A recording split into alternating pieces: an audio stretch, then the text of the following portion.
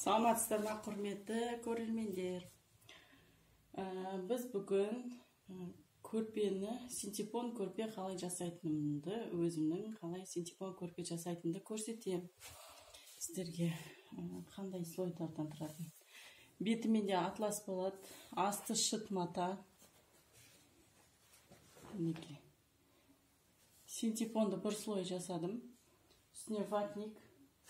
Мынаның мақтадан жасалғанда болады. Қазір енді карантин болып жатқаннан ол мақта араласқан ватиндар жоқ. Сол үшін мен мынандайын алдым. Бұл да жақсы сияқты. Екі слой. Үстіне мынау. Мен енді басқаша тегіп көрейінші деп тұрмын қазір. Беті мен астын бөлек тігемді. Содан кейін екеуін бір-біріне жабыстырам. Мынандай атласқа тағы да бір слой жұқа синтепонды алып, оны сырып тігейін дедім.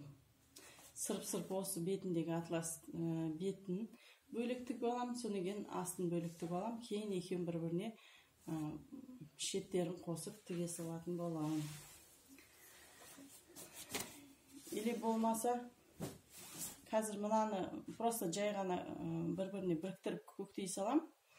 Ертең атластың бетіне синтепонды сырғаннан кейін барып, мынаған шетінен тігіп, кейін мына сырылған шофтармен астыңғы көрпені көктеп шығам.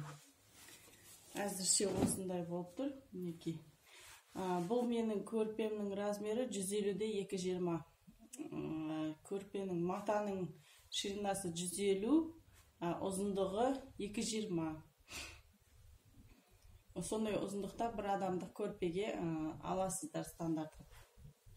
Астына синтепон мен жаңағы ватникті бір-бір қабаттап салып, мынаны қалай болса солай қазір бір-біріне біріктіріп тіге салу керек. Кейін бір-біріне жалғастырып тігеміз. Кейін біткен видеосын саламын. Қазіргі мынандай слойларын көріп алыңыздар. Мен жасағаным.